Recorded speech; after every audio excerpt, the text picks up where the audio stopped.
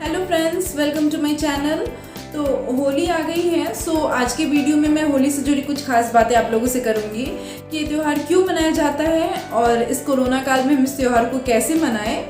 तो जैसा हम सब जानते हैं, ये त्यौहार हमारे लिए कितना महत्वपूर्ण है और इस त्यौहार को पूरे देश में कितने धूमधाम से मनाते हैं लोग। और कहीं भी लोग रहते हैं पूरे देश में, तो वो अपने घर आते हैं अपने परिवार के साथ ये त्यौहार मनाने।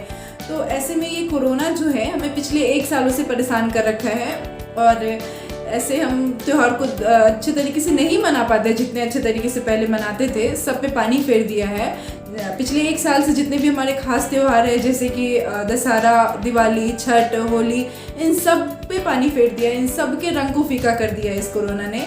तो ऐसे में फिर भी हमें त्यौहार मनाना है। तो ऐसे में हमें अब कुछ चीज़ों का ध्यान रखना है, अपनी सेहत का भी ध्यान रखना है। सेहत का ध्यान रखते हुए हमें ये त्यौहार मनाना है। और अगर होली के इतिहास की बात करें तो हिंदू धर्म का ऐसा मानना है कि प्राचीन काल में एक असुर राजा हुआ करता था जिसका नाम था हिरण्यकश्यप, जिसको भगवान ब्रह्मा का आशीर्वाद था कि उसको ना तो कोई इंसान, ना तो कोई जानवर, ना तो कोई हथियार, ना तो वो दिन में, ना तो रात में, ना ही घर के अंदर, ना घर के बाहर उसको कोई मार सकता था। जिस बात को उसको घमंड हो गया था। तो उसके बाद वो चाहता था कि पूरी प्रजा उसकी पूजा करे और उसके बाद वो अपनी प्रजा को प्रताड़ित करने लगा उसकी पूजा करने के लिए। तो प्रजा तो उसके डर से उसकी पूजा करना शुरू कर दिए। लेकिन हिरण्यकश्यप का एक बेटा था जिसका नाम था प्रहलाद। वो अपने पिता की पूजा करने से इनकार कर दिया क्योंकि वो भगवान विष्णु का भक्त था।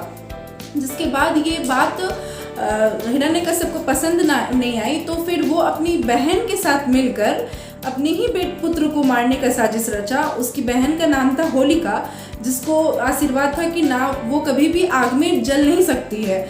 जिसके बाद उसने अपने ही बेटे को अपनी बहन की गोद में बिठाकर आग में बिठा दिया। जिसके बाद वो होलिका तो आग में जल गई, लेकिन प्रहलाद उसमें सुरक्षित बच निकला क्योंकि प्रहलाद को भगवान विष्णु का आशीर्वाद था। तब से लेकर आज तक ये पर्व बुराई पर अच्छाई की जीत के रूप में मनाया जाता है।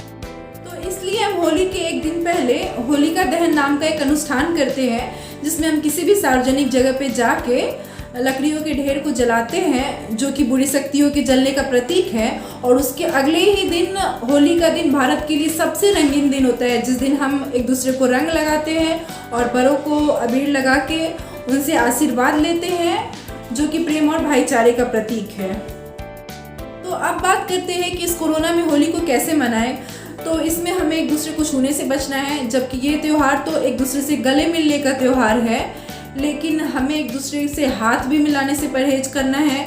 तो ऐसे में अगर हमें होली खेलना है तो हम अपने घर में रहें, घर से बाहर जाकर बिल्कुल भी होली ना खेलें। घर में रहकर हम अच्छे अच्छे पकवान बनाकर खा सकते हैं, रंग बिरंगे कपड़े पहन सकते हैं या पूरे परिवार मिलकर कोई कार्यक्रम कर सकते हैं। और इसके साथ ही बड़े बुजुर्गों को अबीर और या रंग ना लगाए, उनको सिर्फ और सिर्फ तिलक लगाए। साथ साथ हमें सुरक्षित रहना है, अपने घरों में रहना है और कोरोना से बचना है। धन्यवाद।